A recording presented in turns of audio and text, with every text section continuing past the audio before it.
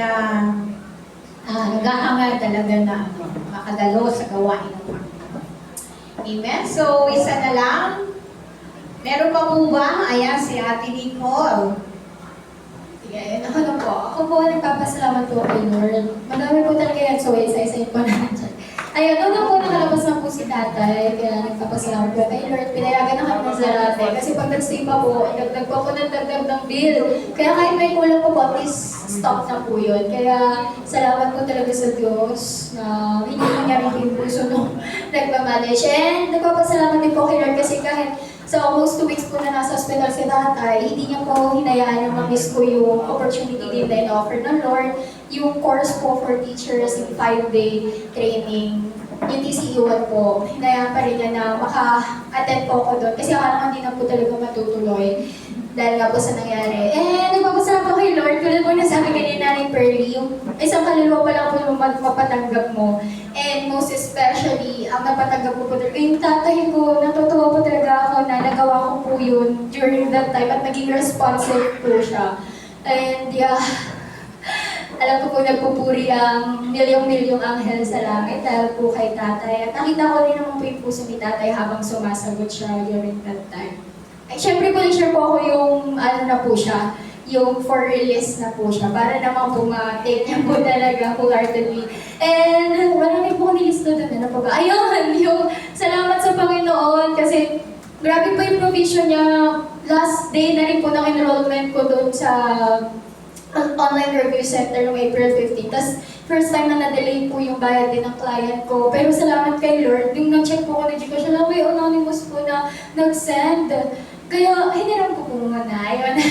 Nahiram ko po muna at nakahabol po ako kasi kinakabahan ako. Sayang kasi noong una po, may discount yun yung early registration. Di ko nga po nagawa dahil nga po sa search. Tapos, naging ano na, ang taan. Basta po malaki yung tinaas. Pero, yung binalik ng Lord, nakuha ko siya sa price din ng early registration. Sa tulong din po ng mga nag-aya sa akin na sumama sa grupo nila. Kaya, nagpapasalamat po kay Lord kasi hindi ko naisip yun. Sila na po mismo nag-aya and yung opportunity na binigay ng Lord. Like, parang ito na yung ending eh, pero hindi. Laging may gagawin talaga ang Lord. Kaya, grabe po ang papuri ko sa Panginoon.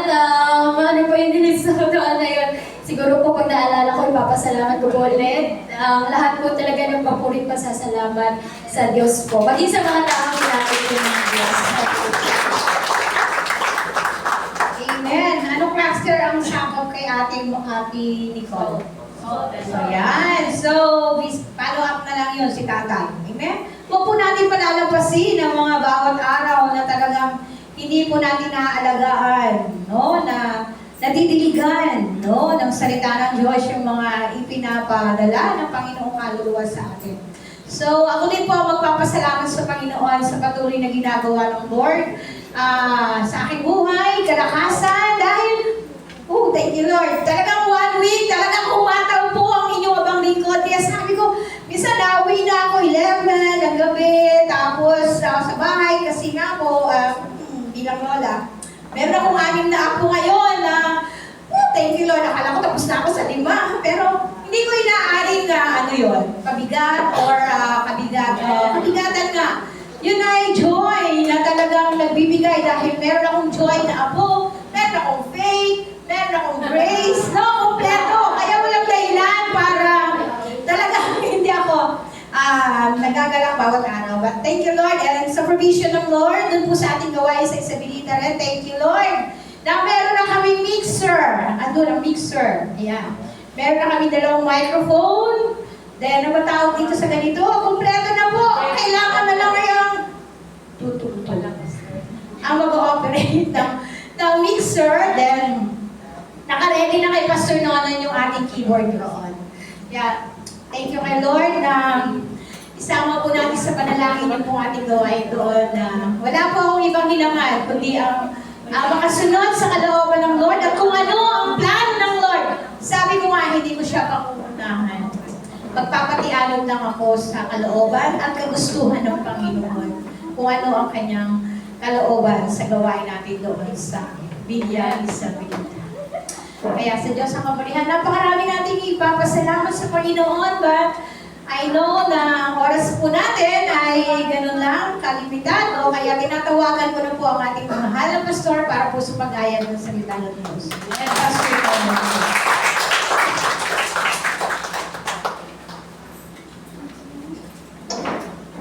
Praise the Lord. Kaya napakaraming dahilan para tayo ay pupuri sa Panginoon. Amen, mga kapatid? At kahit tayo po ay nasa gitna pa rin ng krisis, ay doon natin lalong nararanasan ang kabutihan at katapatan ng ating Diyos. No? At pero patuloy pa rin po natin ipanalangin, no? Dahil kung nasusundan niyo yung balita, no? Sa nababasa ko lang, ay ng isang araw ay pumayag na ang Iran, no? Napadaanin yung mga barko doon sa Strait of Hormuz. Pero ewan ko, yung huling basa ko sa balita ay naghigpit na naman sila. Anyway, wala po imposible sa ating Panginoon. No? Pagpray pa rin natin na kumilos ang Diyos sa mga pinuno ng mga malalaking bansa na yan, yung US, yung Iran, at Israel. No? At patuloy pa rin tayo mga kapatid na tumingin sa ating Panginoon. Amen? So, nais din po namin namin ang pamamanhin na medyo mainit na konti. No? Dahil hindi mo na po natin pinahanda rin sa aircon natin dahil mayroon po yung naamoy kahapon. No? Sige, isang araw pa kami nagtotroubleshoot dito sa ating kwarto. No? Dahil meron po biglang mga hindi magandang amoy kami na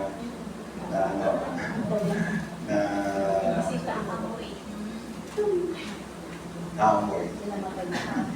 So, anyway, pansamantala lang po yan. At hindi hayaan ng Panginoon na mahalakan ang gawain niya. Amen? Amen. So, medyo at-least lang po. At tayo po ba ay handa na makinig ng salita ng ating Panginoon? Amen. At po natin tumayo at tayo po ay manalangin.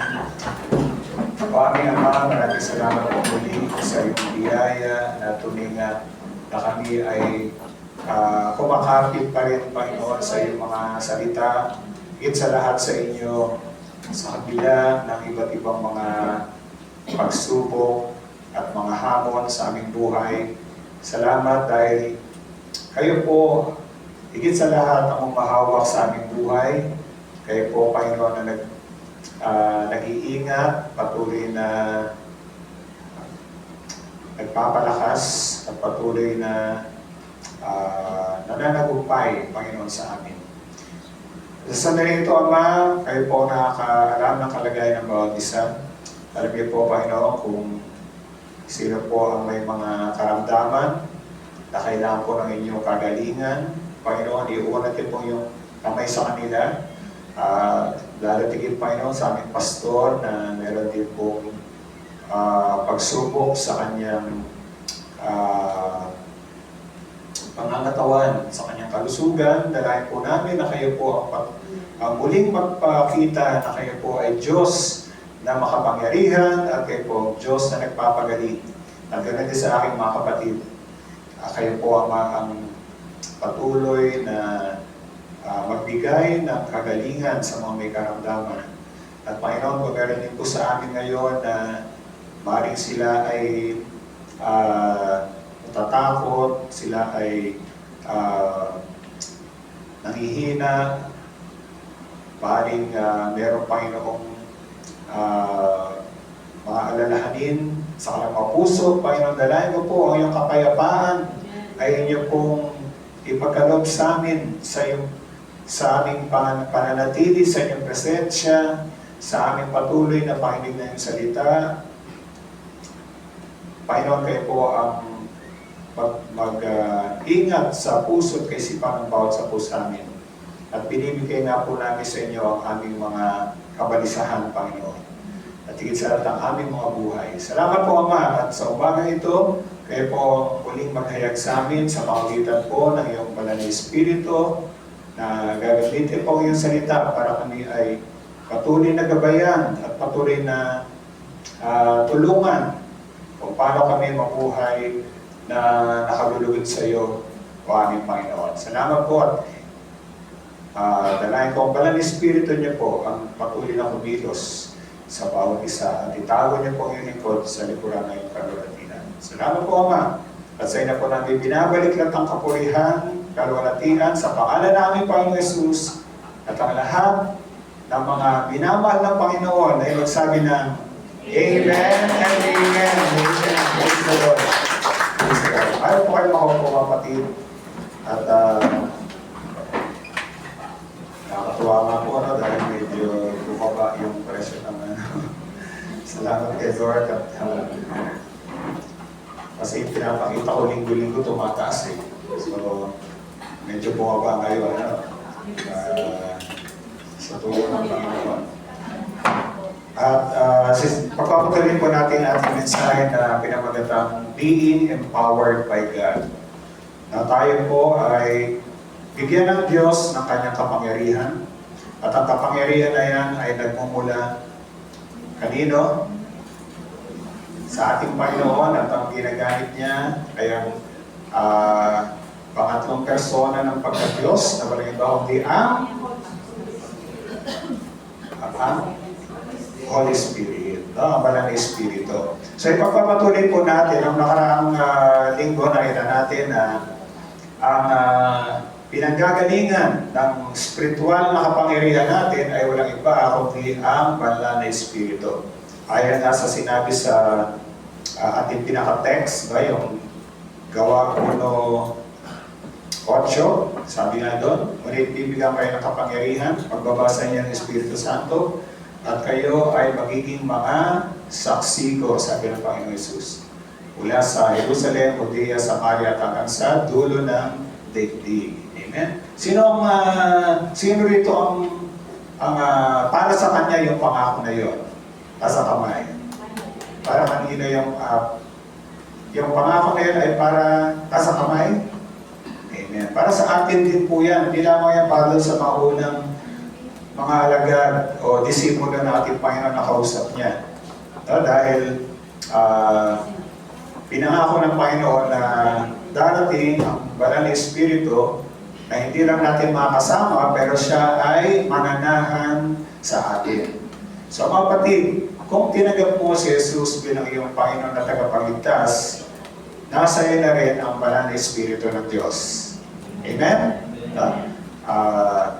Dahil hindi nga tayo may papanganak mo muli kung wala ang Espiritu ng Panginoon.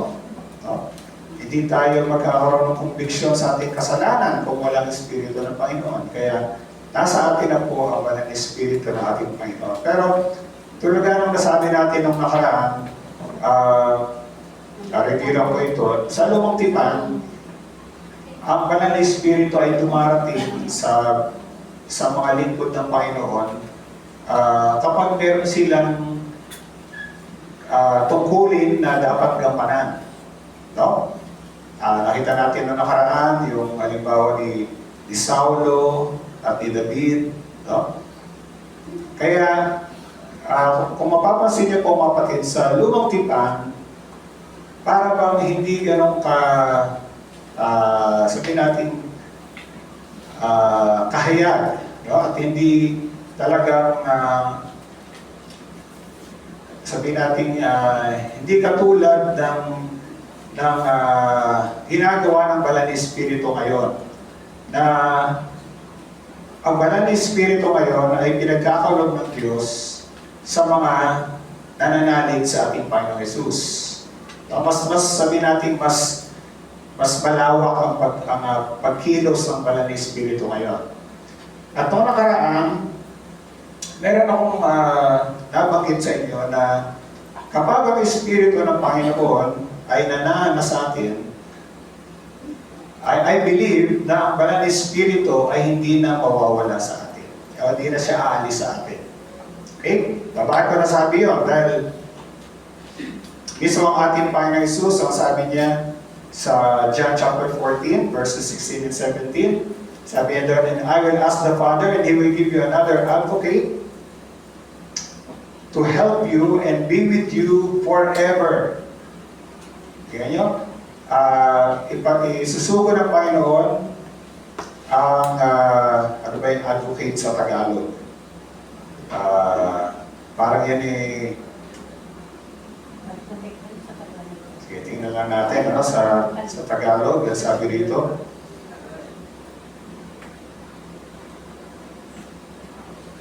Okay.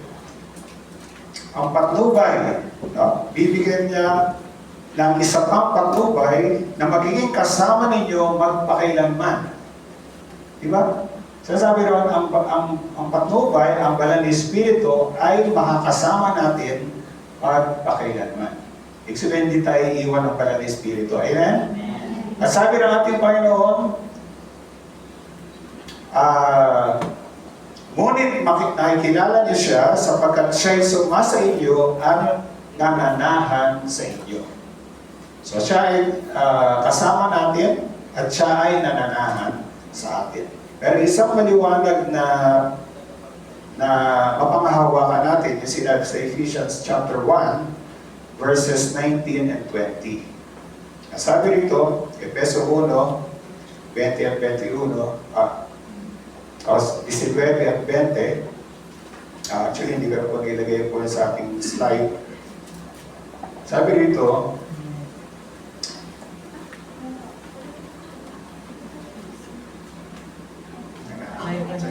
basahin natin sa English.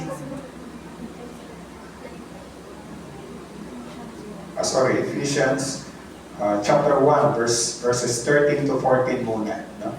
Maganda rin yung 19 to 20. Sabi po rito, Ephesians chapter 1 verses 13 to 14.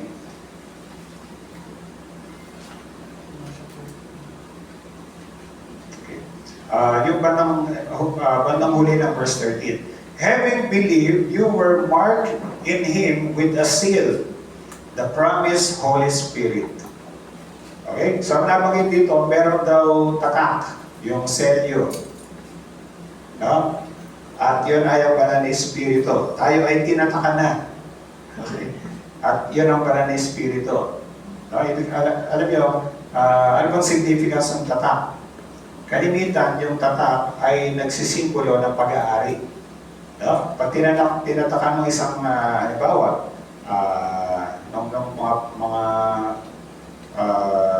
sa mga agricultural na lugar, no? Pag tinatakan ng isang alagang hayop, ibig sabihin, ikaw may-ari nun. Okay? So, ganun din, tayo ay tinatakan ng banal na Espiritu, who is a deposit guaranteeing our inheritance until the redemption of those who are God's possession.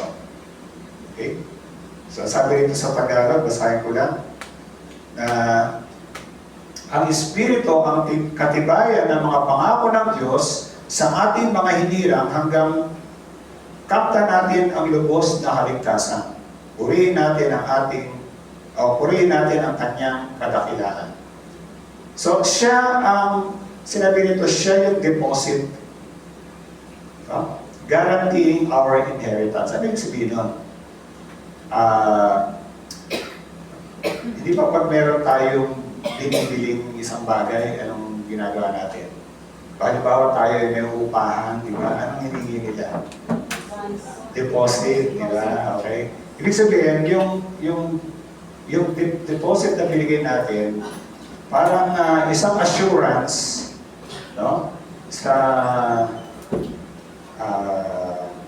Na mapapasa atin o kaya maaaring maupahan natin yung isang bagay. Nagbigay tayo ng deposito. Amen? No? Ganon din, ang banal na Espiritu, siya yung deposit ng Diyos sa atin. Siya yung binigay sa atin ng Panginoon para magbigay sa atin ng katiyakan na kung ano man yung mga pinangako sa atin ng Diyos sa hinaharap, ay talagang matatanggap natin. Amen, mga kapatid? At alam natin, isa sa pinangako ng Panginoon sa atin, yung sinabi nga dito na yung eternal inheritance. No? Na meron tayo sa Panginoon. Okay? Of our inheritance. Okay? So, yan, isa pang patunay yun sa atin na talagang hindi na mawawala ang banal na Espiritu Santo sa atin. Pero, hindi man siya mawawala, meron tayong pwedeng magawa laban sa banal na Espiritu. Okay? Wala pa yan sa ating slide, pero gusto lang ipalam sa atin. Nabanggit ko na ito nung nakaraan, na meron sinasabi sa Biblia na dalawang bagay na pwede natin magawa laban sa Espiritu ng Diyos. Una, pwede nating mabigyan ng kapighatian ang Espiritu ng Diyos. Okay? Ang sabi sa Ephesians chapter 4, verse 30, do not grieve the Holy Spirit. Ephesians chapter 4, verse 30. O kaya, huwag ninyong dulutan ng pighati ang Espiritu Santo, sapagkat ito ang tatak ng Diyos sa inyo, ang katibayan ng inyong kalubusan, pagdating ng takdang araw. Okay?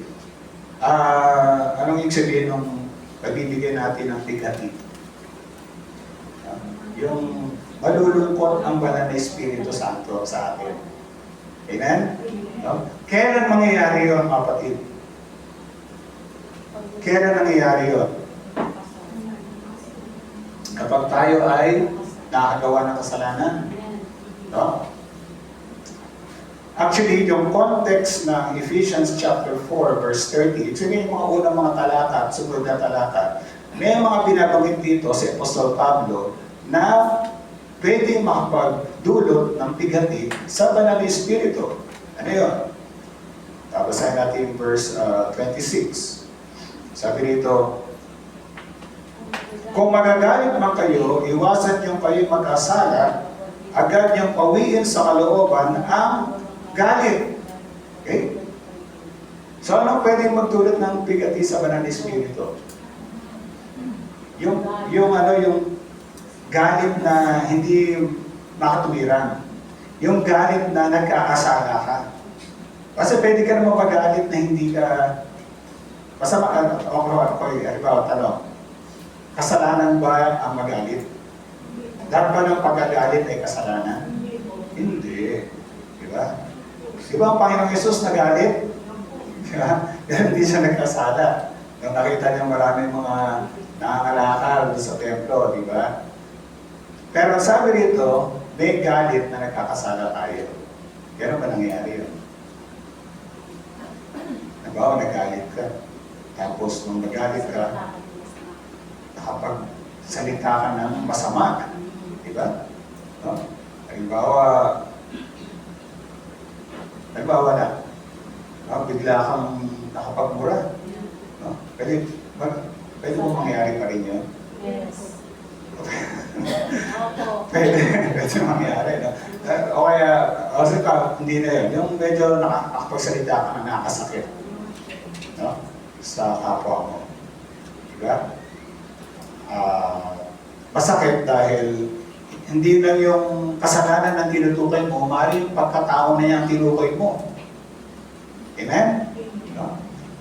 So, isa yun, pwede magdulot ng pighati sa banal na Espiritu. So, verse 27, so sabi diyan, huwag natin bigyan ng pagkakataon ng Diablo. Verse 28, ang magnanakaw ay huwag nang magnakaw, salit magtrabaho siya, gamitin ang kanyang kamay sa anumang gawaing marangal, upang may tulong sa mga nangailangan. Okay? Verse 29, huwag kayong gumamit ng masamang pananalita, sikapin lagi ng pangusap nyo'y yaong makabubuti at angkop sa pagkakataon upang panginabangan ng nakaririnig. Okay? So, nabanggit dito yung paggamit natin ng masamang pananalita. Kung kayo ay nakaka-attend ng second service, no? Napakinggan niyo yung pangaral na salita ng Diyos through Brother